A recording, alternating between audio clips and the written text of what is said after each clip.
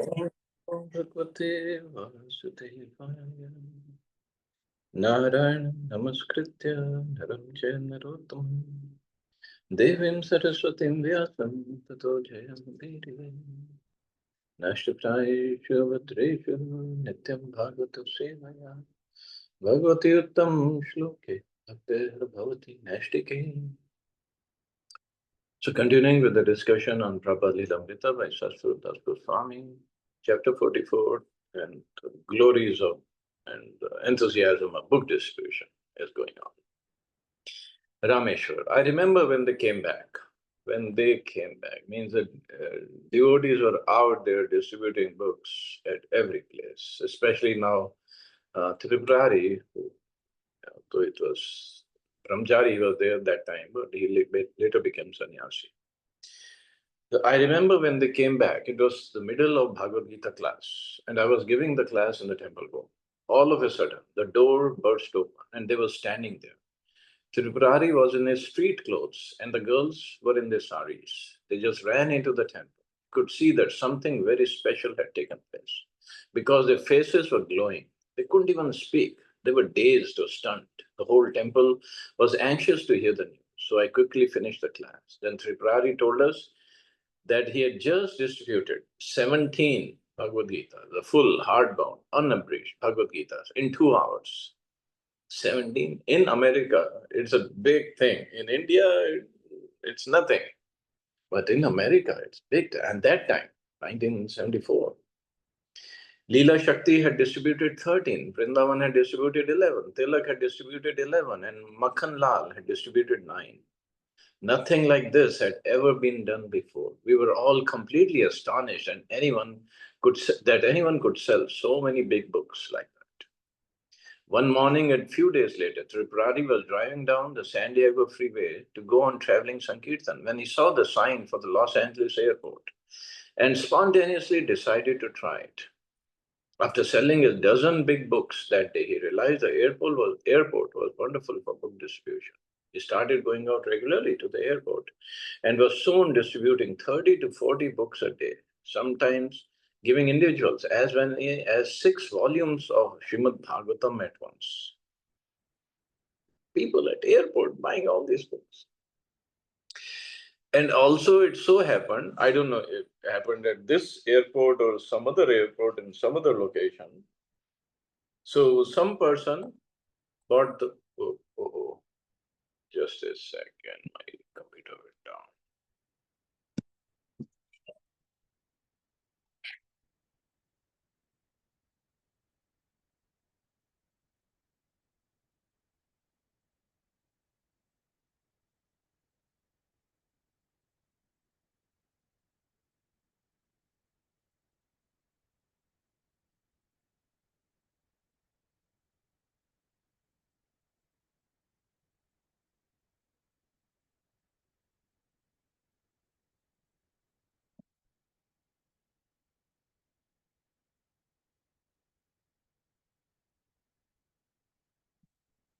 Okay, well, the computer is coming back. Well, I think battery was down and I didn't realize I didn't plug in.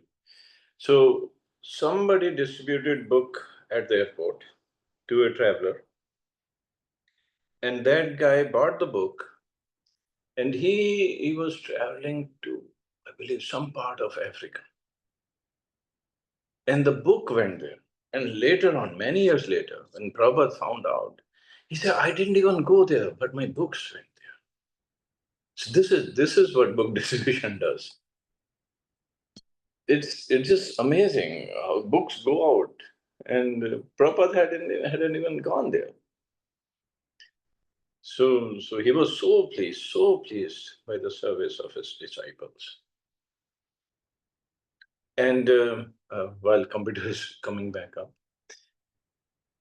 one day Srila Prabhupada was traveling by flight, and his 2 servants were with him. So he was in the flight. So he was at the window seat, one servant at the aisle seat, one servant in the middle.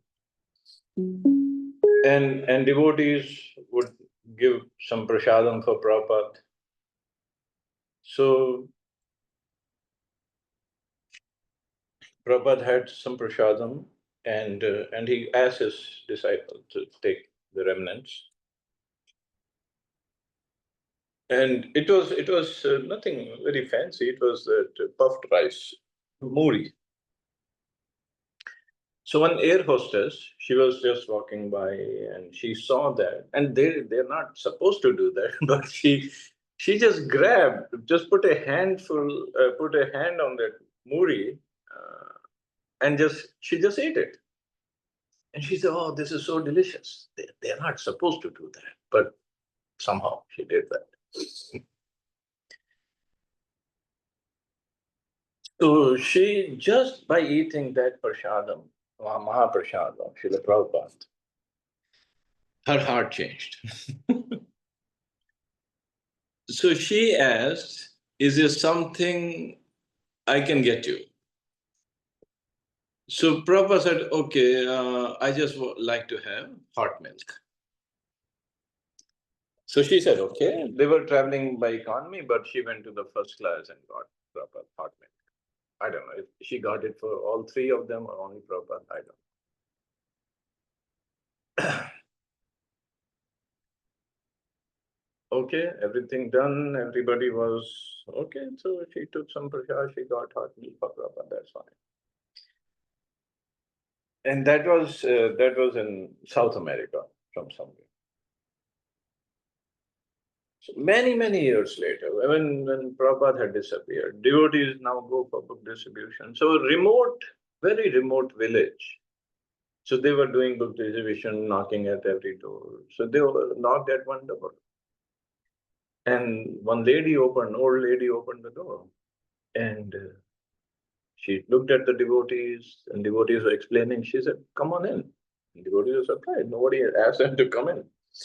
So they went in and they saw there was the altar, there were deities, there were books, Prabhupada books, and they were surprised. How come you were doing all this? Nobody came here to preach. Then she told them that she was the same flight attendant who took Prabhupada's prasadam. And later on she met devotees, she took the books, and she was following everything on her own. So many wonderful things, wonderful experiences devotees have, especially when they go for book distribution. April 11, 1973. Srila Prabhupada flew from New York to Los Angeles, and a crowd of loving devotees greeted him. Tripurari. Prabhupada was arriving at 2 in the afternoon, and all the devotees were going to meet him. But it was also Easter weekend and a big day for book distribution at the airport. At that time, I was the only one working the airport. I was doing rather well and had sold about 30 books by 1:30. Then I changed into my dhoti and walked over to the arrivals area to meet His Divine Grace. When he entered the terminal building, he looked at me and smiled, and I melted in ecstasy. Prabhupada knew who's doing what. We had kirtan all the way down the stairs, and we got outside. The devotees were going back to the temple. Then I thought, what business do I have going back to the temple and chanting with all the devotees? My business is to stay out. My business is to stay out and distribute the books. That's my service to Prabhupada. So I was the only one who didn't return to the temple. I stayed and distributed 67 books. When I got back, I found that Karandar had told Prabhupada about me and how I had been distributing books.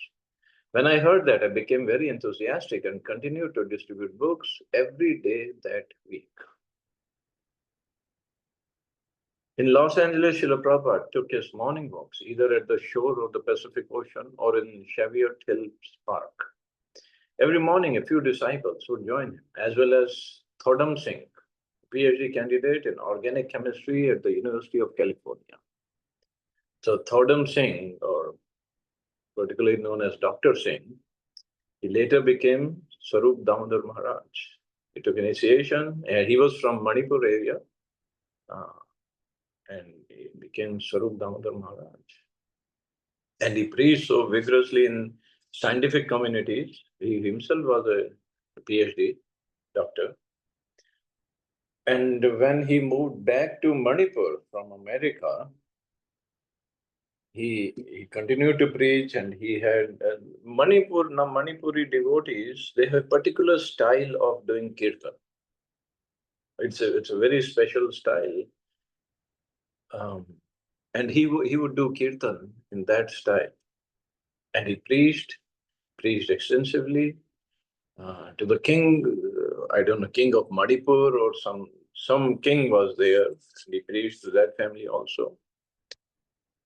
So later, when Maharaj left his body, that was in, I think, 2006 or 7, something like that. That king of Manipur gave his house, or whatever we call it, house or palace at Radhakund to Maharaj. And now that place where Maharaj's Samadhi is there, right across Radhakund, right there, and the deities are there, temple is there, it's wonderful service goes on. It's at Radhakund, right there. Maharaj's Samadhi is there, and that temple, that place was given to ISKCON, to Maharaj, specifically to Maharaj. Okay, coming back. Srila Prabhupada would regularly discuss with Dr. Singh the scientific theory of lives originating from matter. Day after day, Prabhupada would expose Darwin's theory as foolish and unscientific. And here, Dr. Singh was PhD candidate in organic chemistry. And this is what they are taught in the school, that life comes from matter, from amino acids, a combination of chemicals. And there's a book, small book, Life Comes from Life. That's a conversation between Prabhupada and Dr. Singh. The sun would just be appearing on the horizon as Prabhupada and a small group of disciples walked. The air would be chilly, and Srila Prabhupada would wear his hooded saffron overcoat, while his disciples, wearing sweaters or wool chadars, followed him, listening and asking questions. Most of the conversation, however, would be between Prabhupada and Dr. Singh, who played the role of a materialistic scientist. Dr. Singh would present atheistic arguments, and Srila Prabhupada would defeat them with scripture and logic.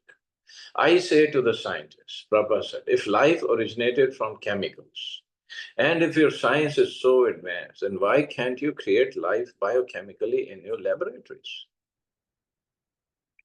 This challenge, nobody has taken up so far. Like 74, maybe we can say technology wasn't advanced. Now we are so advanced. No, we cannot create life in a laboratory.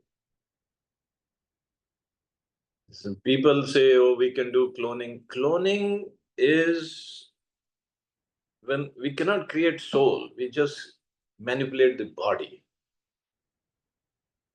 That is cloning.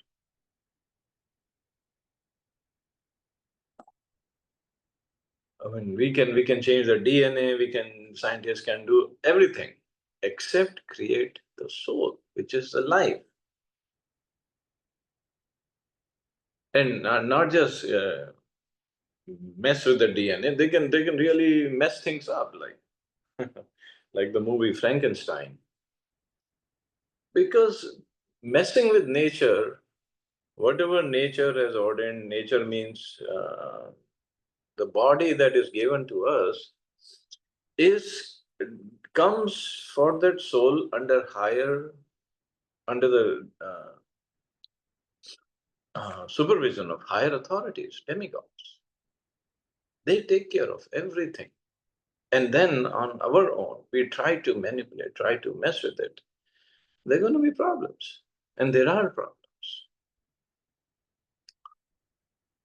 We can say, scientists can say, oh, we are doing it for the better of humanity and this and that.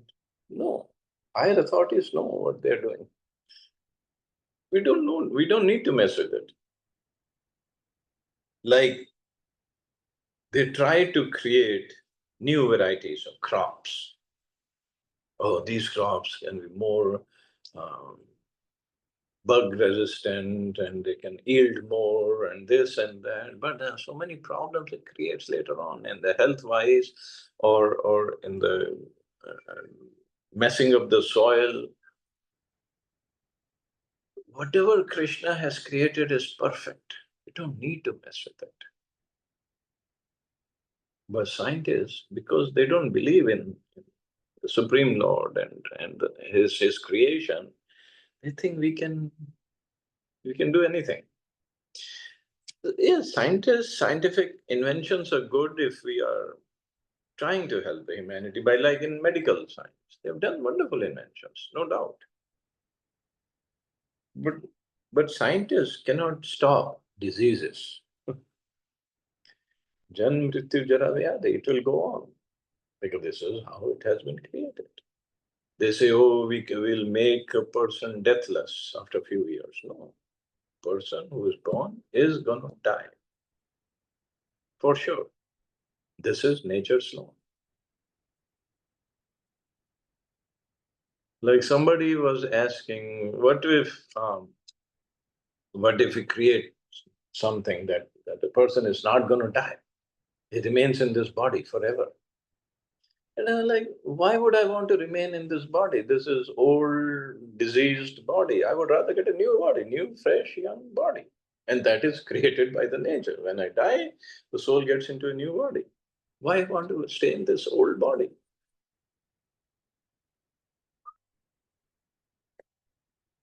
But this is where scientists come.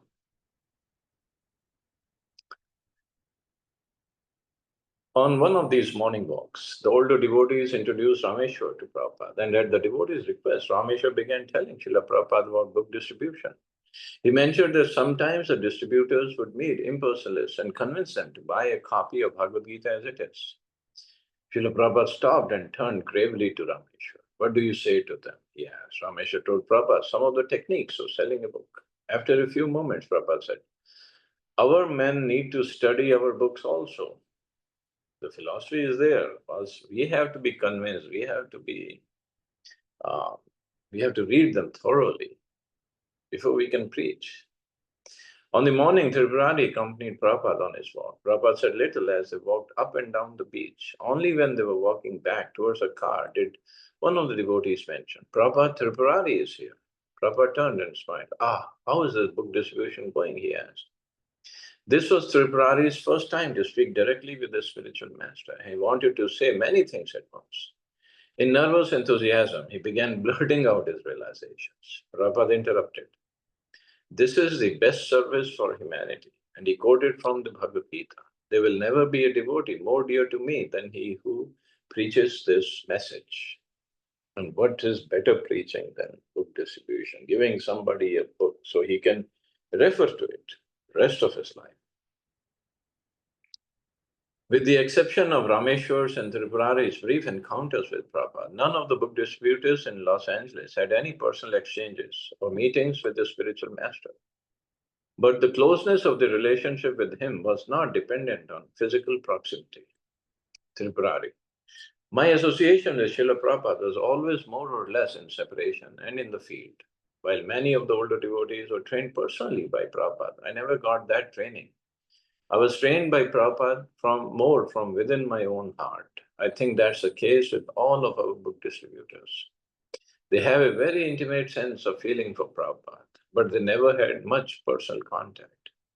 The intimacy and real sense of knowing Prabhupada very closely was because of that service, which Prabhupada said was his life and soul, seeing that the books went out. So this was the enthusiasm, this was how they were inspired and how they were serving Prabhupada. And in those days, temples, small temples were there, not big temples, and brahmachari ashram, very small rooms. So the strategy would be that the brahmachari ashram, the rooms, they would fill up with boxes of books. So the idea was, if you want to have place to sleep, you have to go and distribute these books so that the boxes can be out. Otherwise, there is no place for you to sleep. This is real austerity. They were not like warehouses in the temple or separate area because hardly any place, hardly any rooms. Now we have big, big temples. So that was a strategy that time.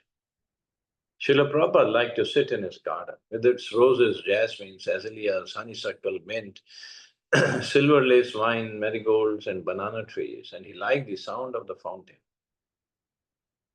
The small compound with its lawn, flowers, bushes, and seat for Prabhupada was surrounded by high cinder block walls. When Prabhupada received special guests, the devotees would bring chairs for them, but Prabhupada's disciples would always sit on thin mats on the lawn and look up at Prabhupada on his elevated seat. The neighborhood was quieter and more peaceful in the evening, and Prabhupada could hear the kirtan in the temple and the cars passing along Venice Boulevard. Men's shout from the nearby karate school were a disturbance Prabhupada had come to tolerate. For an hour or more, Prabhupada would sit listening to a reading from Krishna, the Supreme Personality of Godhead, while around him on the grass, sharing the transcendental moment, sat his disciples. Prabhupada was fully satisfied to hear Krishna Leela, and he would sit erect, head held high, in a meditative mood. It was only an informal group, but his presence made the occasion very special, momentous. From time to time, he would interrupt the reader to comment. Night would fall, and he would end the reading and leave the garden. Walking on the gravel path, past the main temple building and up to his second floor suite. Srila Prabhupada so much liked his Los Angeles garden that he decided he wanted one like it at his Mayapur headquarters. So this Los Angeles garden is still there in the temple, and very, very nice, serene place, quiet place. And there is a nice conversation. There's a video of it, the devotees recorded, Prabhupada had with university professors in that garden. And the discussion was going on, and they were professors of theosophy. There are two words, theosophy and theology. So theosophy, theos means God or spiritual, and sophy means philosophy. So philosophy of God, or the science of God, and theology is knowledge of God. So the conversation is, devotees introduced Prabhupada, all these professors to Prabhupada, and Prabhupada asked them, so what do you teach? Theosophy. So Prabhupada says, science of God. Theosophy means science of God. Do you know who is God? And that's it. Right away, he just stumped them. They're all big professors from University of California. And we can listen to that video. And they were just completely stunned. Now what? Science of God means you have to know God. So Prabhupada said, you don't know God. We are telling you Krishna is God. Why don't you accept it? Then you can do all the research in the scriptures, whether Krishna is God or not. But you have to start from somewhere. If you think you know science of God, then sure, you have to know God. Who is God? So see, this is how, I mean, Prabhupada, because obviously he was completely in touch with Krishna, Krishna would inspire from within. And because he was so much surrendered, he could talk on any subject. With regard to the Mayapur house, I may suggest you make one roof garden. On the top of the house, you can put soil of 6 inches and then plant so many tulsi plants and nice bushes. I like the garden very much. Just like here in Los Angeles Temple, they have made one very nice garden for me, and I sit there every evening. So you please also make a first-class Mayapur garden. At about 10 in the evening, Srila Prabhupada would usually go into his bedroom and lie down. His servant Shudkirti would massage his legs, and Prabhupada would then close his eyes. Meanwhile, Rameshwar would be waiting at the bottom of the stairs, hoping that the secretary or servant would come down with a message from Srila Prabhupada. Rameshwar. I was too afraid to go into Srila Prabhupada's room, so I would be waiting at the bottom of the stairs, just hanging there, just waiting for one word. Srila Prabhupada would often say something, and it would be passed to me. Then every morning the Sankirtan devotees would just surround me and ask, what did he say? They would be begging for some nectar. It was an intense experience. We felt that we were all having a special direct connection with Prabhupada. While waiting outside Prabhupada's door, I would be in transcendental bliss, just thinking how we were distributing books as an offering of pure love for our spiritual master. This was the first time that devotees were going to the airports. No one else in the moment was going to an airport except the devotees in Los Angeles. So it was something very special. No one was doing big books in the quantity that we were. At one point, when Srila Prabhupada saw one of my daily Sankirtan reports, he commented, "Who is Rameshwar?" Day after day, Srila Prabhupada was seeing these ecstatic reports, sprinkled with nectarian quotes from his Chaitanya Charitamrita, Adi Leela chapter, that had just been published. He realized that these disciples were in ecstasy. So he asked, who are they? He could see we loved Sankirtan. It was not an artificial burden or that we were struggling. He could see that there didn't seem to be any struggle. It was like fun, bliss, ecstasy, and the whole philosophy was there. We were completely tuning into Chaitanya Charitamrita philosophy that Lord Chaitanya descends with his confidential associates to spread love of God, but doesn't discriminate who is a fit candidate and who is not. These were the verses we were putting into the daily letter. This was our mood, and Prabhupada loved it. So daily they were publishing a letter for all the devotees. From Shrutkirti's point of view, the evening massage was a very special time because Srila Prabhupada seemed free of the pressure of the day's management. Shrutkirti would bring several night-blooming jasmine flowers from the garden, and Prabhupada would place the fragrant blossoms near his nose during the massage. He would be even quieter and more relaxed than during the Krishna book reading. There was no business to attend to. He had done a hard day's work. Although he would be rising after only 3 hours rest, he now lay back, enwrapped in thought or chanting softly. Some evenings, Srila Prabhupada would delay the massage and slowly walk back and forth in his bedroom, chanting on his beads. So he would sit on his bed and chant. But on most nights, he would lie on his back while Shrutkirti massaged his legs. If he conversed with this servant at all, it won't be about ISKCON management. He might look at a picture on the wall and say, how beautiful Krishna is. How could they not be attracted to Krishna? Or sometimes he would talk about his childhood and other informal topics. But even at this relaxed time, he relished hearing the Sankirtan results. And so he would sometimes read Rameshwar's daily report or simply say something about preaching Krishna consciousness. One night after reading Rameshwar's ecstatic daily Sankirtan report, Prabhupada felt moved to write a message on the back of the report. Dating the paper April 20th, 1973, he wrote, "My dear boys and girls, you're working so hard for broadcasting the glories of Lord Krishna's lotus feet. And thus my Guru Maharaj will be so pleased upon. Certainly my Guru Maharaj will bestow his blessings 1,000 times more than me, and that is my satisfaction. All glories to the assembled devotees. A.C. Bhaktivedanta Swami." Note below, everyone should go with the Sankirtan party as soon as possible.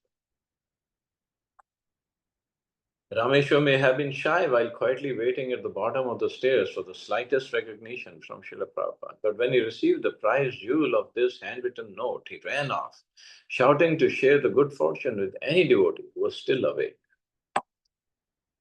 Tripurari, every morning after Mangala Aarti, there was always a little group clustered around the door of the temple because you weren't supposed to talk in the temple while chanting japa early in the morning. So Rameshwar was standing at the doorway chanting, and he called us over until a little cluster of devotees were there at the doorway. He showed us Prabhupada's note. Some of the other devotees got frustrated, seeing that we were talking during the japa period.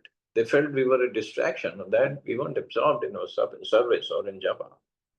But actually, we were really intensely absorbed in thinking of Sankirtan. And when we returned to our japa, we began chanting with the desire to be able to go out and please Prabhupada. In a few days, Prabhupada's words, everyone should go with the Sankirtan party as soon as possible, reach the other temples. And although Srila Prabhupada soon left Los Angeles, returning to India, his message stayed and deepened the devotees' convictions. So this is how, I mean, they were so enthusiastic and going for the book distribution. The Prabhupada wanted it. And they knew this is the best way to please Prabhupada, to expand the mission, expand the movement. In fact, when I was at the museum, Delhi Temple Museum, Vedic Expo, so we used to get many tourists also. We used to pay to the tour guide some commission to bring the tourists. So one tour guide cab, he brought in his taxi two American tourists, couple, husband and wife, older generation. So I showed them the Bhagavad Gita show, they were impressed. And then I took them for temple darshan. And that was the beginning of Gita Marathon, the December month when Gita Marathon was. So one devotee, he had sponsored some Bhagavad Gita. So from Radha Parsalti altar, the table outside the altar, he was giving out free Bhagavad Gitas to everybody. And they were in English.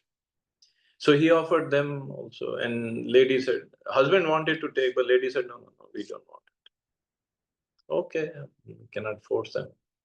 So after we came out and they were putting on their shoes, I asked the lady, he was giving for free. It was a donation.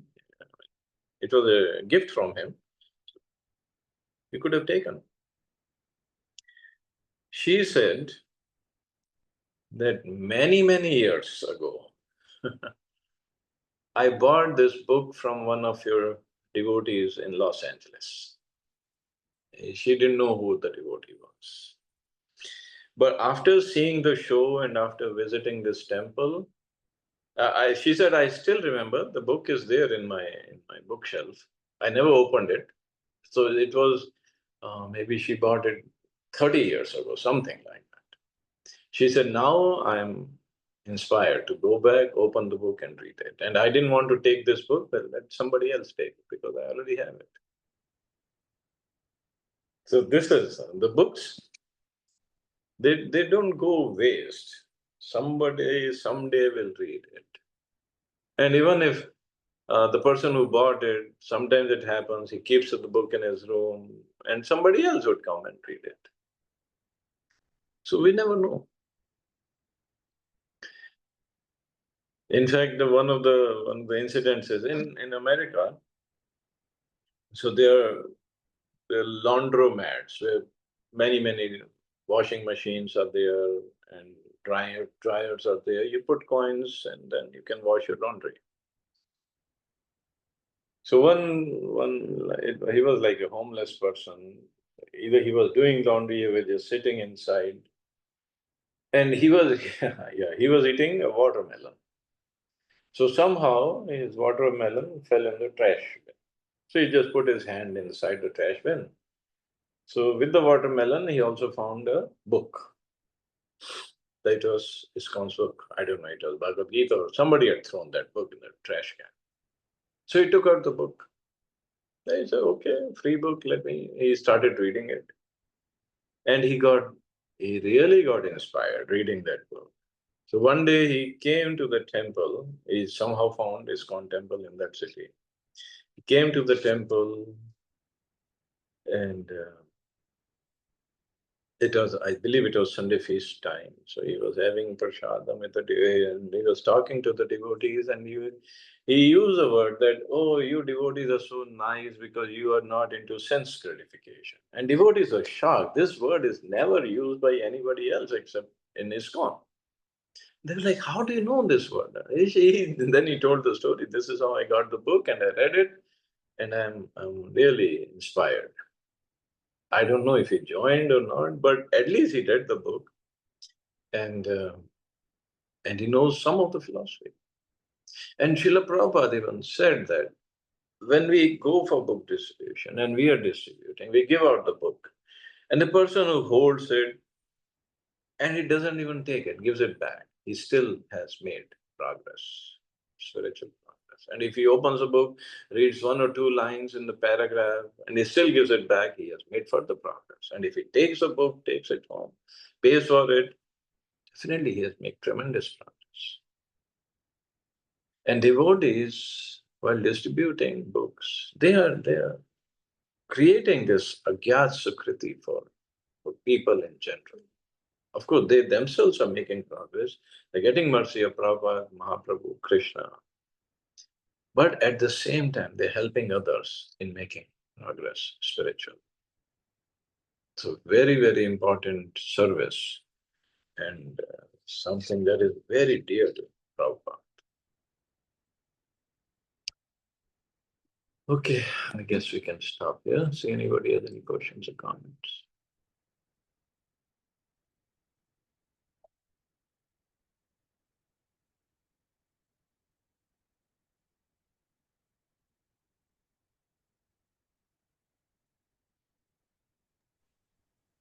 Thank you so much, Prabhuji.